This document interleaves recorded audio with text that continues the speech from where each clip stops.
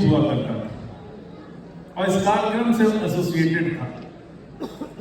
जब ये बात हुई थी कि युवाओं को बल देना, आर्थिक हल युवाओं को बल, तो युवाओं को हम कैसे मजबूत करें, क्या युवाओं के लिए किया जाए, तो उसी चिंतन के फलस्वरूप ये कार्यक्रम का उदय हुआ। और माननीय मुख्यमंत्री जी नीतीश कुमार जी, जो एक दूरदृष्टा मुख्यमंत्री हैं, एक स्वप्नदृष्टा राजनीतिज्ञ हैं और एक स्टेटमेंट्स कहना और भी उचित होगा, वो एक राजनेता नहीं बल्कि एक स्टेट्समैन है। उन्होंने सोचा कि बिहार में हमारी सबसे बड़ी पूंजी क्या है।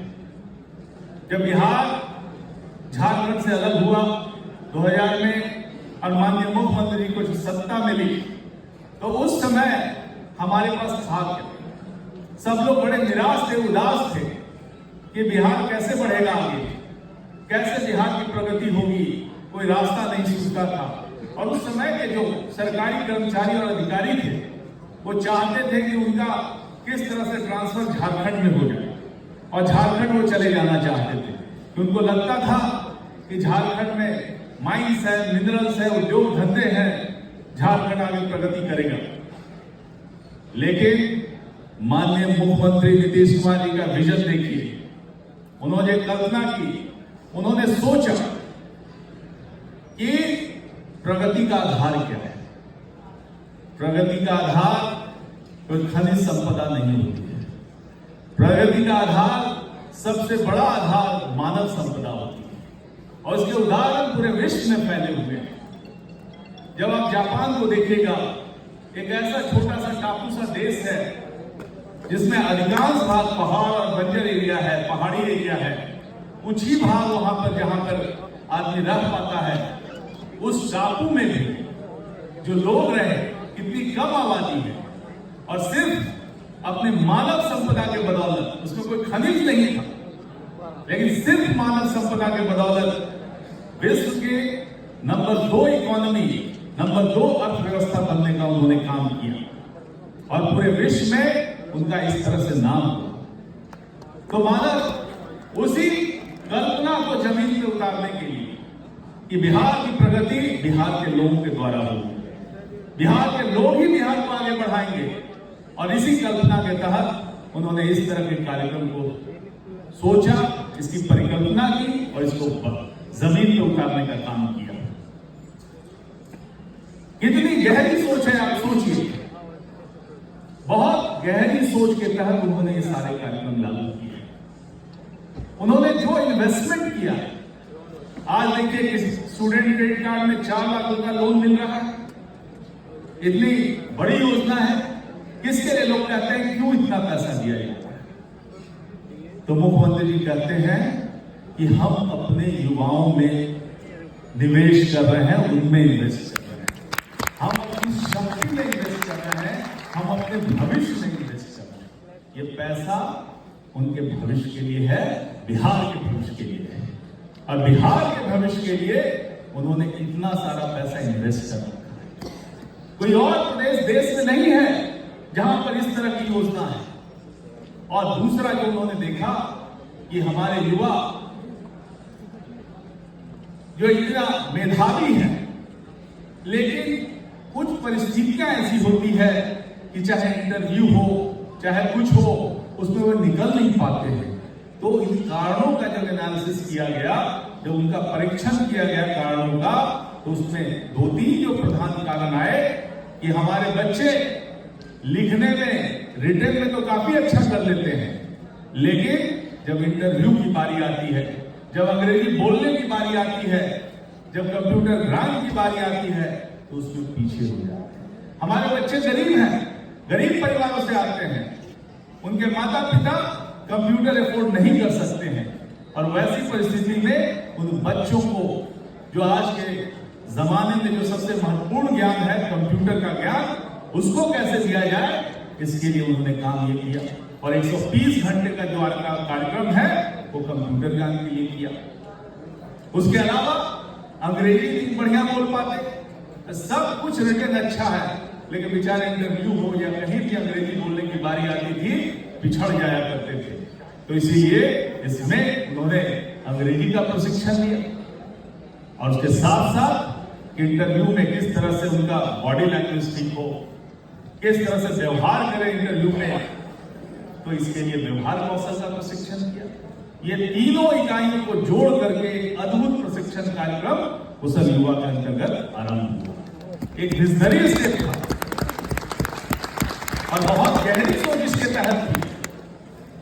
और जब हम अपने युवाओं में इन्वेस्ट करते हैं, जब अपने बच्चों में इन्वेस्ट करते हैं, तो उनका भविष्य तैयार कर रहे होते हैं और बिहार के प्रगति का रास्ता तैयार कर रहे होते हैं।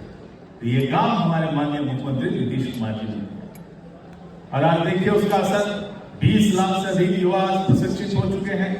कहां कहां नहीं उनको नौकरियां मिल रही है।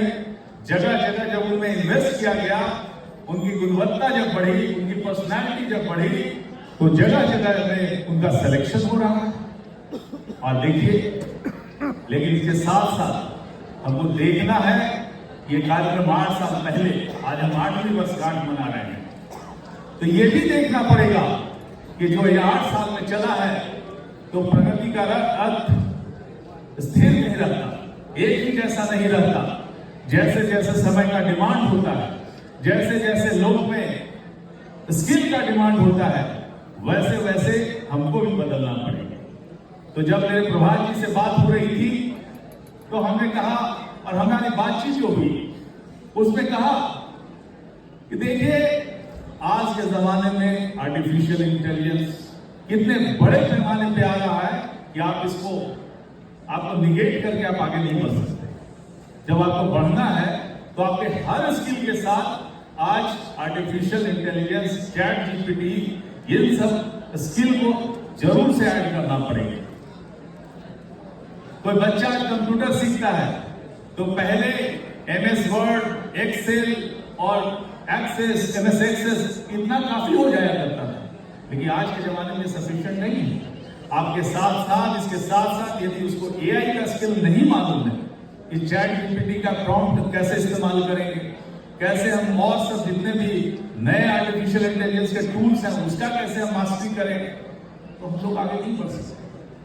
तो इसीलिए मुझे लगता है, और साथ में उन्होंने कहा कि फोरेंसिक साइंस में अब इतना ज्यादा कंप्यूटर में धांधली हो रहा है, जगह जगह लोगों को ठगा जा रहा है, तो इसके लिए फोरेंसिक साइंस, कंप्यूटर साइंस में भी जरूरी है।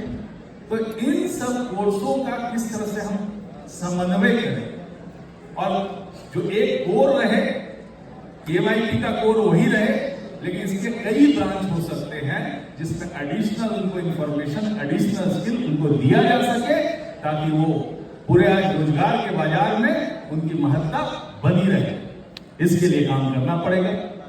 और मैं तो, क्योंकि लगातार मैं हमेशा प्रभात जी से जुड़ा हूं और इस एसोसिएशन के लोगों से जुड़ा हूं, अरुण जी सब लगातार आते रहे और पिछले 2-3 वर्षों से मैं इस कार्यक्रम में भाग भी लेता रहा हूं, तो मैं भी अपनी तरफ से कोशिश करूंगा कि इस मॉड्यूल को और संवर्धित किया जाए और कैसे इसको और विकसित किया जाए। आप भूल जाइए कि इसका लक्ष्य क्या है, आप भूल जाइए कि इसका लक्ष्य 1 करोड़, ऐसा कोई लक्ष्य नहीं। लक्ष्य ये है कि जैसे जैसे हमारे नए युवा आते रहेंगे, उनको ट्रेन करना, उनकी गुणवत्ता बढ़ाना, उनके स्किल को बढ़ाना, ये हमारा लक्ष्य है। तो ये कार्यक्रम सिर्फ ऐसा कार्यक्रम नहीं है कि एक बार 1 करोड़ हो गया तो मेरा काम खत्म हो गया, ऐसा कोई नहीं। क्योंकि बिहार में नए युवा आते रहेंगे। आप जानते हैं बिहार का प्रदेश, देश में युवाओं की स्थिति, आबादी 50% है, तो बिहार में युवाओं की आबादी 60% के करीब है। तो बिहार तो सबसे देश का युवा प्रदेश है। और आप डेमोग्राफिक